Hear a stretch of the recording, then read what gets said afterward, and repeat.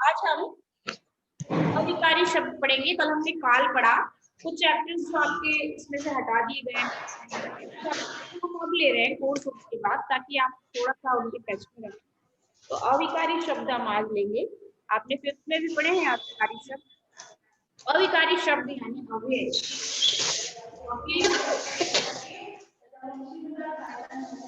आप लोग अपना ऑडियो बंद कर लीजिए जब आपको जरूरत हो ऑडियो की। अविकारी शब्द यानी अव्यय। हिंदी में कुछ ऐसे शब्द भी होते हैं जो लिंग वचन और कारक की दृष्टि से परिवर्तित नहीं होते, जैसा कि इसके नाम से इसकी परिभाषा को हम जान सकते हैं। अविकारी, अ उपसर्ग लगा है इसमें, अ का मतलब होता है नहीं, विकार यानी परिवर्तन, जिसमें परिवर्तन न हो। किस दृष्टि से परिवर्तन न हो? लिंग की दृष्टि से, वचन की दृष्टि से, या काल की दृष्टि से, है ना। लिंग वचन काल की दृष्टि से जिन शब्दों में परिवर्तन नहीं होता है उन्हें अविकारी शब्द या अव्यय शब्द कहा जाता है। तो ये तो इसकी परिभाषा हुई, जो इसके नाम से भी हम जान सकते हैं। अविकारी, अविकारी, अ यानी नहीं, विकारी यानी परिवर्तन, विकार यानी परिवर्तन, जिनमें परिवर्तन नहीं हो। किस दृष्टि से परिवर्तन नहीं हो? लिंग वचन और काल की दृष्टि से, जिसमें परिवर्तन न हो। तो साधारण परिभाषा इसकी है, ऐसे शब्द जिनके रूप नहीं बदलते उन्हें अविकारी या अव्यय कहते हैं, है ना। ऐसे शब्द जिनके रूप नहीं बदलते हैं उन्हें अविकारी या अव्यय शब्द कहा जाता है। ये इसकी परिभाषा। ऐसे शब्द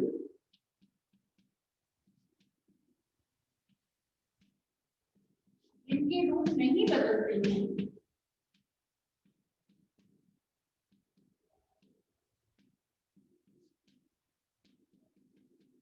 उन्हें अविकारी शब्द या अव्यय कहते हैं।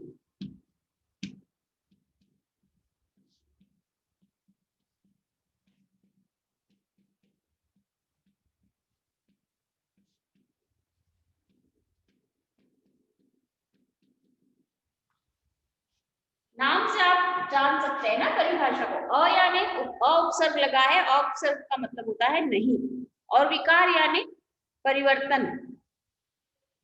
तो कोई परिवर्तन जिनमें ना हो, जिनके रूप बदलते नहीं है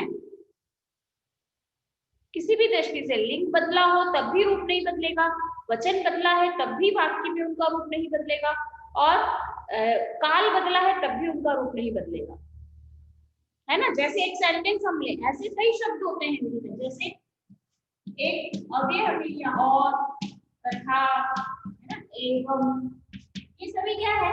ऐसे ही शब्द हैं, अव्यय शब्द। जैसे और शब्द लिया, हम तीनों कालों में इसका प्रयोग कर सकते हैं। भूतकाल में भी कर सकते हैं, वर्तमान काल में भी कर सकते हैं, भविष्य काल में भी कर सकते हैं। इसका रूप यही रहेगा, इसका रूप नहीं बदलेगा। हमने कहा मीरा और राधा जा रहे थे, है ना। काल कौन सा है? भूतकाल। अब मीरा और राधा जा रहे हैं, वर्तमान काल। यहाँ भी और यही है ना। फिर मीरा और राधा जाएंगे, तो यहाँ भी और, तो तीनों कालों में इनका रूप और ही है, कोई परिवर्तन नहीं हुआ। काल बदलने से इनके ऊपर कोई प्रभाव नहीं पड़ा है, जैसे है वैसे ही रहे। तो ऐसे शब्दों को अव्यय कहा जाता है, ऐसे शब्दों को अविकारी शब्द कहा जाता है। अविकारी शब्द 4 प्रकार के होते हैं हिंदी में।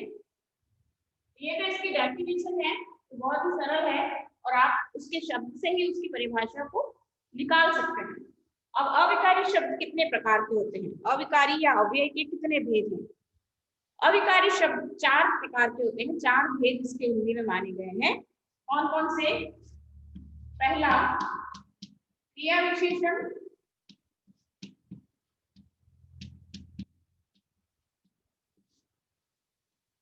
अव्यय के भेद। पहला क्रिया विशेषण, दूसरा संबंध बोधक,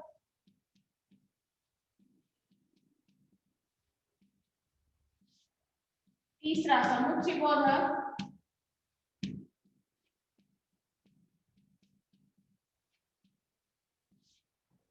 चौथा विस्मयादि बोधक।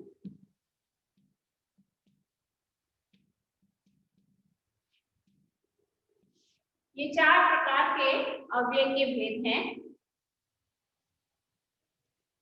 क्रिया विशेषण, संबंध बोधक, समुच्चय बोधक, विस्मय। ठीक है, सबसे पहले हम पढ़ेंगे क्रिया विशेषण के बारे में। क्रिया विशेषण क्या है? क्रिया विशेषण, इस विशेषण के बारे में हमने पढ़ा है कि जो शब्द संज्ञा या सर्वनाम की विशेषता बताते हैं उन्हें विशेषण कहते हैं। अब यहाँ शब्द है क्रिया विशेषण, तो यह भी परिभाषा इसके नाम में ही है। क्या है? क्रिया की विशेषता बताने वाले शब्द क्रिया विशेषण कहलाते हैं।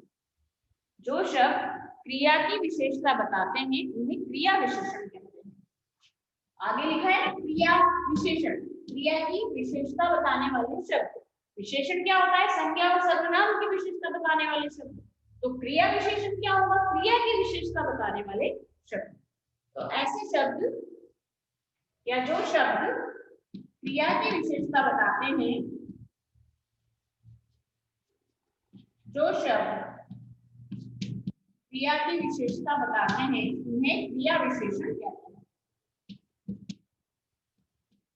क्रिया की विशेषता कैसे बताते हैं देखिए।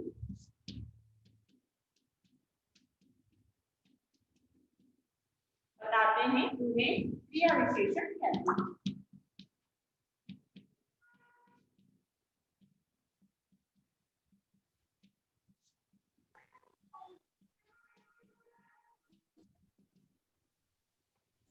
एक जैसे उदाहरण हम ले, क्रिया की विशेषता है ना, जैसे खरगोश धीरे धीरे दौड़ रहा है, धीरे धीरे, या हाथी धीरे धीरे चल रहा है। अब ये ले, हाथी धीरे धीरे चल रहा है। अब कैसे क्रिया की विशेषता क्या है ये देखना है। धीरे धीरे चल रहा है, तो यहाँ पर चल रहा है क्या है? क्रिया क्या है? चल रहा है ना। क्रिया क्या है? चल रहा है, क्रिया। अब हाथी कैसे चल रहा है? धीरे धीरे। क्रिया कैसी है उसकी? धीरे धीरे। हाथी के द्वारा जो क्रिया क्या है?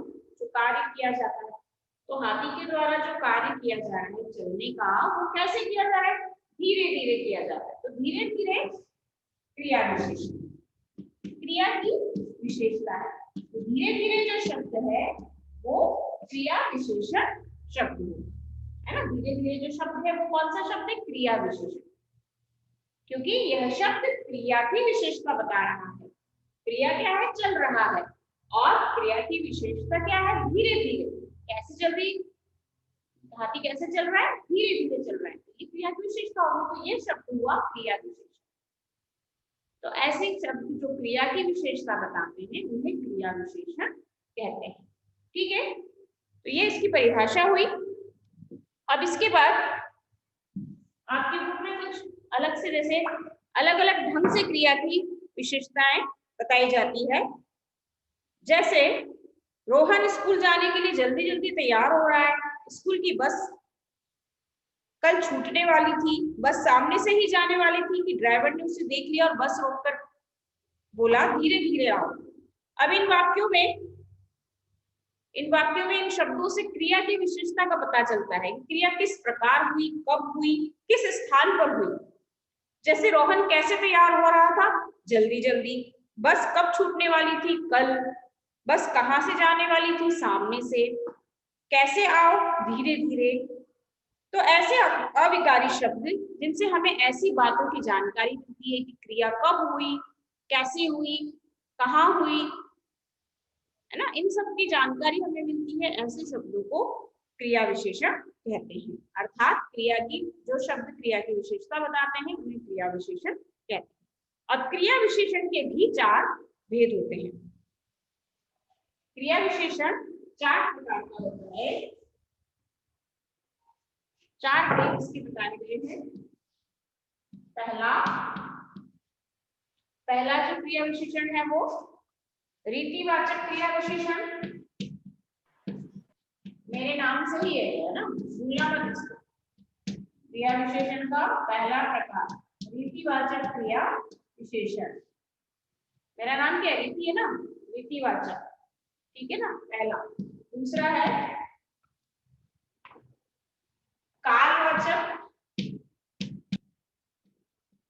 क्रिया विशेषण, तीसरा है स्थानवाचक,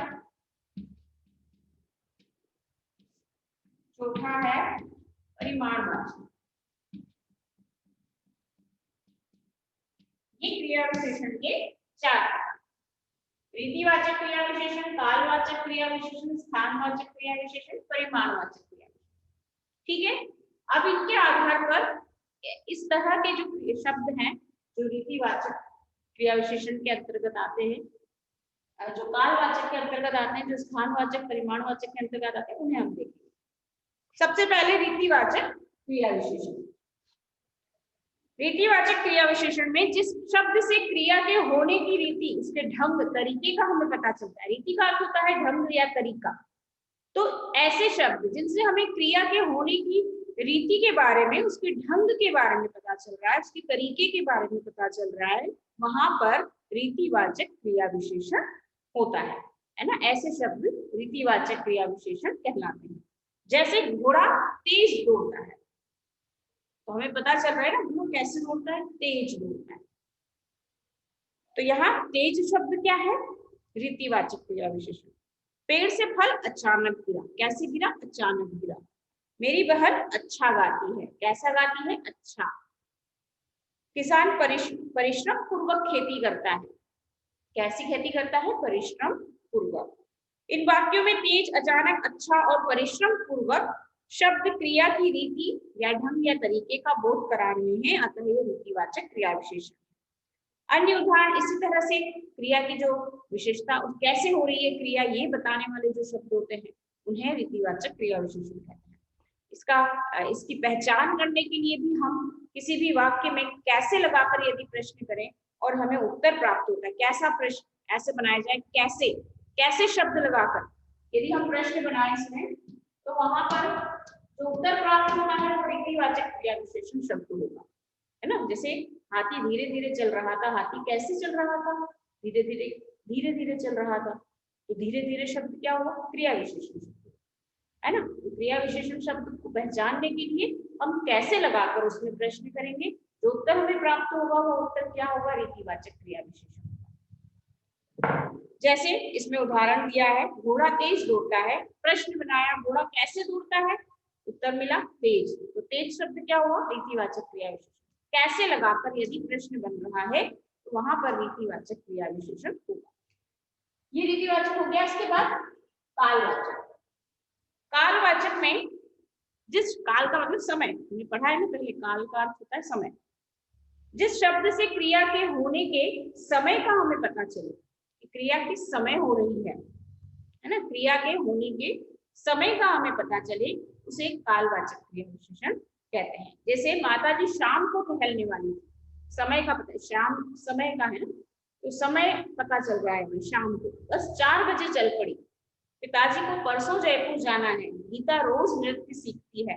तो इन वाक्यों में शाम को, 4 बजे, परसों, रोज शब्द क्रिया के समय का हमें, समय की जानकारी हमें दे रहे हैं, अतः ये कालवाचक क्रिया विशेषण है।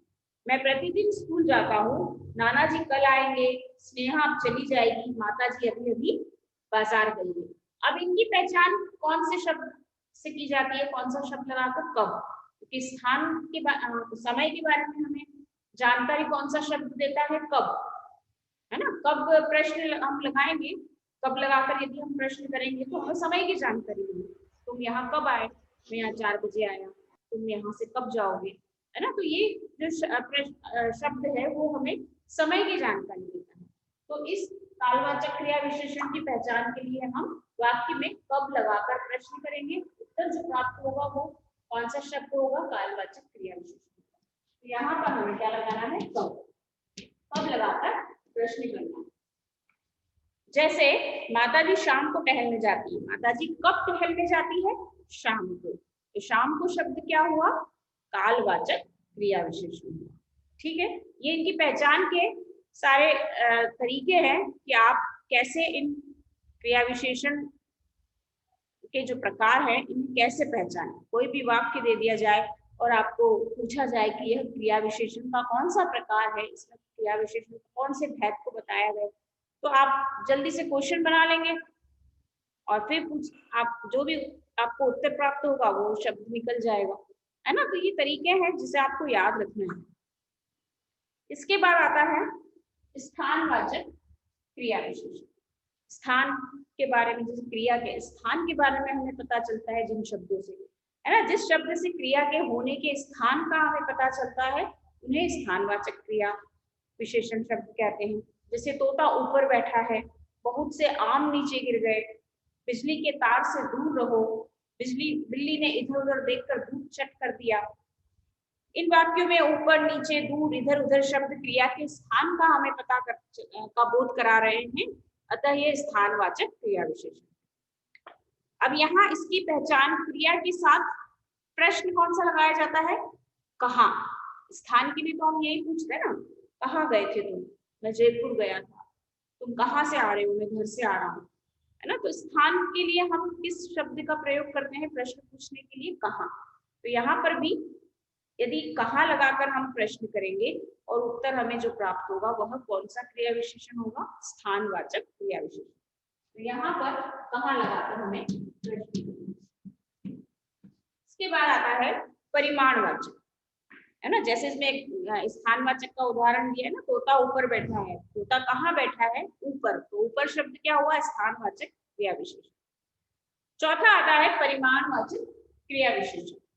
परिमाण यानी क्वांटिटी, है ना। परिमाणवाचक, परिमाण यानी क्वांटिटी, मात्रा। जिस शब्द से क्रिया की मात्रा या परिमाण का हमें पता चले उसे परिमाणवाचक क्रिया विशेषण कहते हैं। आज वर्षा अधिक हुई, रात में कम खाना चाहिए, इतना मत खाओ, आज में बहुत चला। अधिक, कम, इतना, बहुत, ये सब क्रिया के मात्रा या परिमाण के बारे में हमें बता रहे, क्वांटिटी के बारे में बता रहे, अतः ये परिमाणवाचक क्रिया विशेषण। अब यहाँ पर इसकी पहचान हमें क्रिया के साथ कितना या कितनी, है ना, ये लगाकर हम प्रश्न करेंगे। तुमने कितनी चॉकलेट्स खाई, मात्रा का पता करना है, संख्या का पता करना है, तो हम यही पूछेंगे ना, कितनी खाई। क्वांटिटी का पता करने के लिए कितना या कितनी शब्द लगाया जाएगा। तो कितना या कितनी शब्द लगाने के बाद जो उत्तर प्राप्त होता है वह होता है परिमाणवाचक क्रिया विशेषण। जैसे बच्ची बहुत रो रही थी, बच्ची कितना रो रही थी? बहुत। तो बहुत शब्द क्या है? परिमाणवाचक क्रिया विशेषण। तो यहाँ पर कितना या कितनी लगाकर हम प्रश्न करेंगे। तो ये चार प्रकार के क्रिया विशेषण के प्रकार हैं। रीतिवाचक क्रिया विशेषण, जिसमें कैसे लगा, क्रिया के साथ कैसे लगाकर प्रश्न करेंगे और जो उत्तर प्राप्त होगा वह रीतिवाचक क्रिया विशेषण होगा। कालवाचक क्रिया विशेषण, क्रिया के साथ कब लगाकर प्रश्न करके इसकी पहचान की जाती है। स्थानवाचक, क्रिया के साथ कहाँ लगाकर इसकी पहचान की जाती है। परिमाणवाचक, क्रिया के साथ कितना कितनी लगाकर प्रश्न पूछने पर जो उत्तर प्राप्त होता है ना, वह परिमाणवाचक क्रिया विशेषण होता है। इस तरह इनकी पहचान होती है और इनके नाम के आधार पर ही इनकी परिभाषाएं भी हम जान सकते हैं। रीतिवाचक यानी क्रिया के होने के की रीति के बारे में बताने वाले शब्द, ढंग के बारे में बताने वाले शब्द। कालवाचक, क्रिया के होने के समय के बारे में बताने वाले शब्द। स्थानवाचक, क्रिया के होने के स्थान के बारे में बताने वाले शब्द। परिमाणवाचक, क्रिया की मात्रा या परिमाण के बारे में बताने वाले शब्द। ये सभी क्रिया विशेषण के हुए। ये हो गया। इसके बाद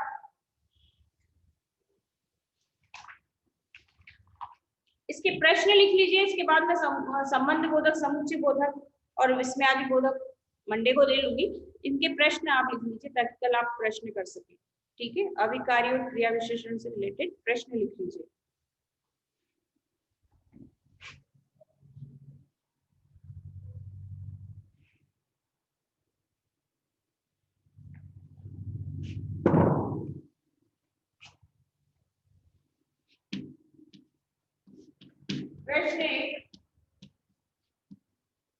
अविकारी शब्द किसे कहते हैं?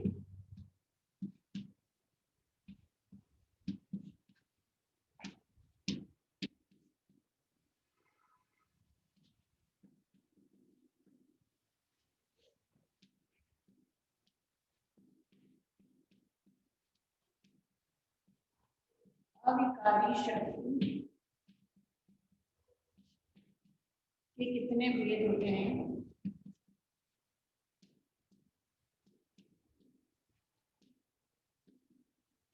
नाम लिखिए।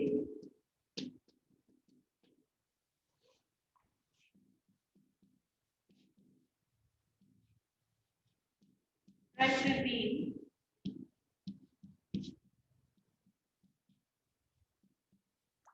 क्रिया विशेषण किसे कहते हैं?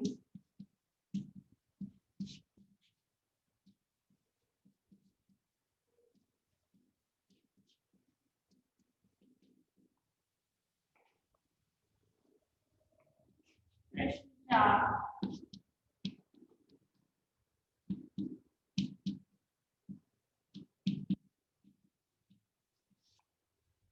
क्रिया विशेषण के भेदों के नाम, परिभाषा एवं दो उदाहरण लिखिए।